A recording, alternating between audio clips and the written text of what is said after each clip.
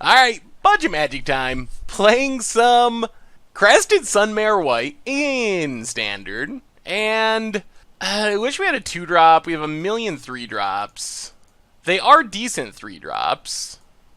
We're on the draw. We're going to try this. We have a decent number of lands. There's a Hissing Quagmire for our opponent. Not a land. Well, we can cycle Cast Out to find a land if we don't draw one. Actually, we're probably just going to cycle this turn anyway, I think. Tune with Ether for our opponent. So probably green-black energy, most likely. Gets a swamp. And game trail. Alright, so Jund energy. Well, cycle Cast Out. Lone Rider, well, at least that's a 2-drop. And there's a land. Alright, so get down our Lone Rider, pass the turn. 4 Boating Ruins for our opponent. Tapped. And passes. Well, play the plains. Get in with Lone Rider. Play Ether Sphere Harvester. And pass the turn. We can potentially flip this Lone Rider next turn. It is pretty big when it flips. 4/4 first strike triple lifelink. Chandra, the Torch of Defiance. Alright, opponent kills it. That's fine. Land? Another Sunmare. Well, play Aerial Responder. Crew up our Harvester. Kill the Chandra. Not going to give it lifelink here, I don't think. Would rather save the lifelink for the future when it means more. Definitely would like to just draw another land. Opponent plays Ether Hub. Sunmare is going to be super sweet if we get to it. Opponent's passing. Well, play Aerial Responder. Crew up our Harvester. Go attacking. Not going to gain life. Opponent takes it down to 14. Well, pass the turn. Maybe our opponent's trying to set up a sweeper? Servant of the Conduit. Okay. That's fine. We have a lot of flyers. Opponent plays a mountain. And passes. Well, there's a tap land. So play desert.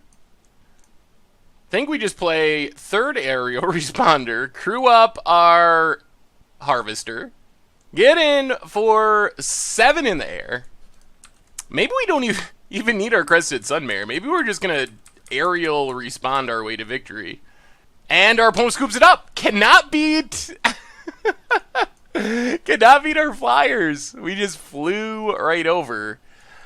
Jund. We don't know enough about this deck to really sideboard a whole lot.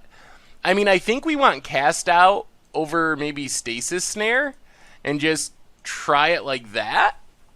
I don't know if this is a Solemnity matchup. There's some awesome Solemnity matchups, and Solemnity is fine, but I don't really want to bring in Solemnity just to beat a Servant of the Conduit, for example. I think we got to get more value than that out of it. Alright, this is another hand that's a land short from being really awesome, but Inspector, Glorybound Initiate into Always Watching, pretty sweet start. Yeah, we'll keep it. I mean, worst case, we are on the draw, again. Worst case, we can cycle Cast Out. Or crack our clue. Opponent plays for Boating Ruins. Well, let's just lead on Thraben Inspector. And pass the turn. Forest for our opponent. And there's a Servant of the Conduit. I think we're just going to... Another Always Watching. I think we're just going to Glorybound Initiate. It's the highest upside play.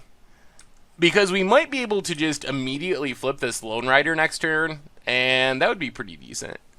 It is risky if we don't draw our third land for Always Watching. Game Trail. Untapped. Opponent passes. No land. Well, let's get in with Glorybound Initiate. See what our opponent does. We'll attack and exert. Alright. We'll just Lone Rider. Flips around. We did miss our land drop, unfortunately. Opponent has Ether Hub. And Hour of Devastation sweeps the board. Well, come on, lands off the top of our deck. Alright, we're going to cycle Cast Out. Land, please, deck. All right, there's a land. So play Thraben Inspector. Pass the turn. Tap land for our opponent. We are out of lifelinkers at the moment. We can cash these clues in eventually. Opponent has Transgress. Well, has a few options.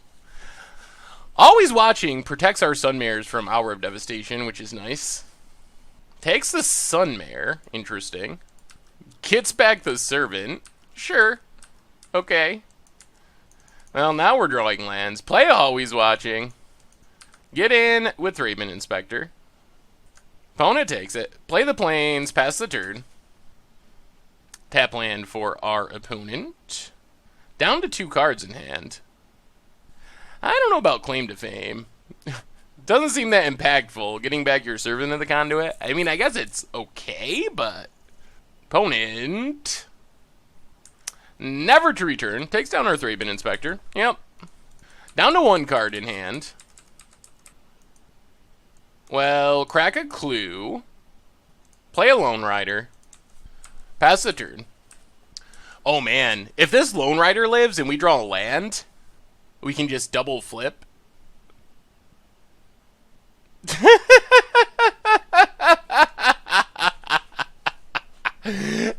Sure. Lose life, lose life, lose life, lose life. Yep, you got us. Look at all that damage. Not that it does anything. Land? Harvester. Well, I think we just need to play Always Watching. Get in for 3. Puts us up to 10. And then Lone Rider flips into a huge threat. 6/6. Outside of Hour of Devastation range, even. Opponent has a land. Bantu's Last Reckoning.